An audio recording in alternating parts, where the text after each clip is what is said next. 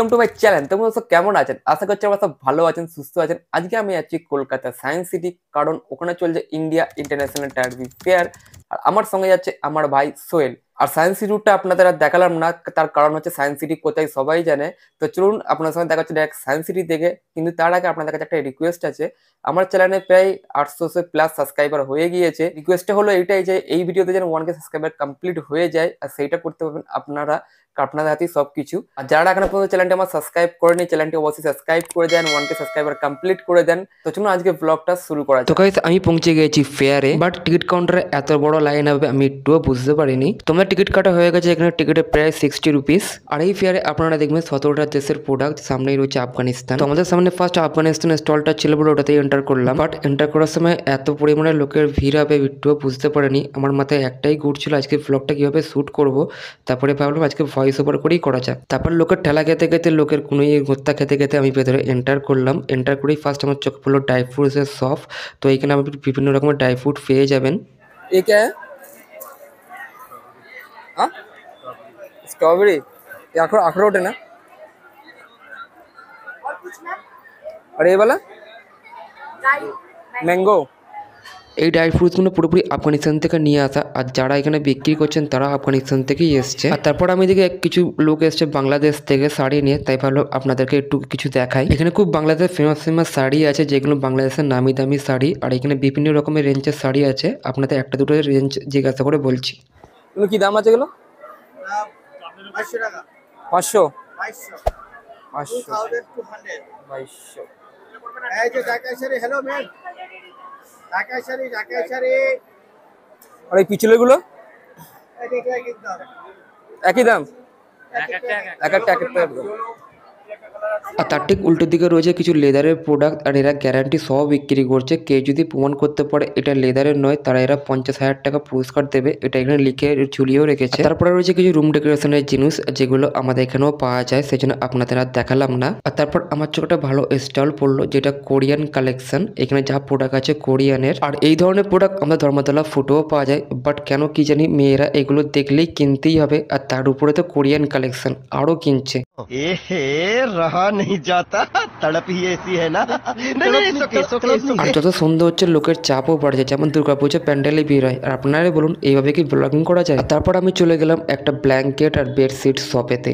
আর বেডশিটগুলো খুব সুন্দর সুন্দর দেখতে। দাঁড়ান, কাকু একটা বেডশিট খুলছে, এই ফাঁকাতে আপনাদেরকে দেখে দিই জানেন। আর এখানকার বেডশিটগুলো বেশিরভাগ হোয়াইটের উপরে, আর হোয়াইট বলেই এত সুন্দর দেখতে লাগছে। বাট এই স্টলটা কোন জায়গার আমরা দেখা হয়নি।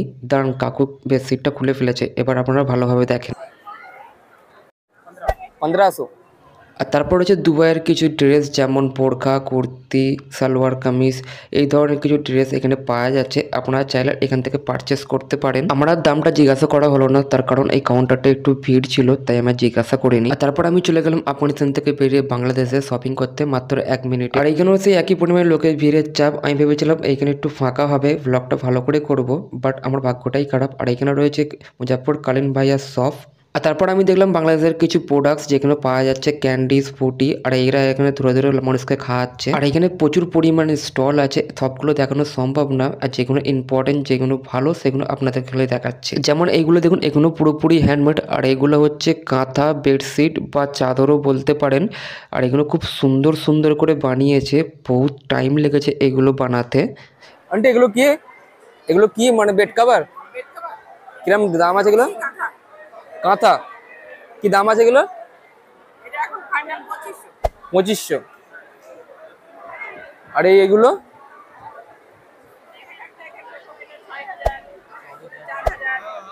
বাট এগুলো এত দাম হবে আমি একটুও বুঝতে পারিনি। তারপর আমি বাংলাদেশ থেকে বেরিয়ে চলে গেলাম ইরানে পিরামিডের শহর ঘুরতে। আর আমি যেই কাউন্টারে যাই আর সেইখানেই ভিড় হয়ে যায়। আর আমার সামনে রয়েছে ইরান আর দুবাইয়ের কিছু প্রোডাক্ট মিক্স করে এখানে বিক্রি হচ্ছে। ওই যেমন কুর্তি, সালোয়ার, বোরকা, কিন্তু বাট এগুলো হচ্ছে ইরান বা দুবাইয়ের স্টাইলে। বাট এগুলো খুব সুন্দর আগেরগুলোর থেকে। এগুলোর স্টার্টিং প্রাইস হচ্ছে 2-3 হাজার টাকা থেকে শুরু। আর তার ঠিক পাশেই রয়েছে একটি লেহেঙ্গার শপ। আর এখানে লেহেঙ্গাগুলো সত্যিই খুব সুন্দর, খুব দারুণ দেখতে। আরো এইখানে ডিজাইন রয়েছে বিভিন্ন কালারের উপরে। আর এখন যে শপটা আপনারা দেখছেন, এইটা আমার হেভি লেগেছিল, কারণ এখানে বিক্রি হচ্ছিল ইরানের কিছু ঐতিহাসিক জিনিস। বাট আমাকে ভিডিও এখানে অ্যালাউ করেনি, তাই আমি করতে পারলাম না। আর আমি চলে গেলাম থাইল্যান্ড লেডিস ফুটওয়্যারে। আর এখন যে জুতোগুলো আপনারা দেখছেন সেগুলো হচ্ছে থাইল্যান্ডের প্রোডাক্ট। এখানে বিভিন্ন রকমের জুতো রয়েছে। আর আপনারা যে এখানে জুতোগুলো দেখছেন প্রত্যেকটা জুতোর একটাই দাম 600 রুপিস। আর তার পাশেই রয়েছে একটা লাইটিং এর শপ, যেটা ইনস্টাগ্রামে ভাইরাল হয়েছিল। আর এখানে কিছু সুন্দর সুন্দর লাইট রয়েছে, কি দারুণ দেখতে এগুলোকে। আর এখানে একটা ছোট্ট মতো কি সুন্দর গামাফোন রয়েছে। আর এগুলো আপনারা বাড়ির দেয়াল বা ডোরবেল হিসেবে ব্যবহার করতে পারেন। আর এগুলো স্টার্টিং প্রাইস 200 রুপিস। আর তার সাথে সাথে বিক্রি হচ্ছে এরকম পাথরের তৈরি কি সুন্দর সুন্দর প্লেটস, মগ আর বিভিন্ন রকমের জিনিস। আর এইটা কি ড্রেস আমি তো কিছু বুঝতে পারলাম না, তোমরা যদি জানো কমেন্ট বক্সে জানাও। আর এইখানে কিছু লাইটস আর কিছু ড্রেস বিক্রি হচ্ছে। আর এইখানে কিছু আফগানিস্তানের মার্বেলস এর প্রোডাক্টস বিক্রি হচ্ছে। দূর, এত নড়ালো হয় নাকি? এভাবে ব্লগ হয়? দূর, No, God, please, no, no!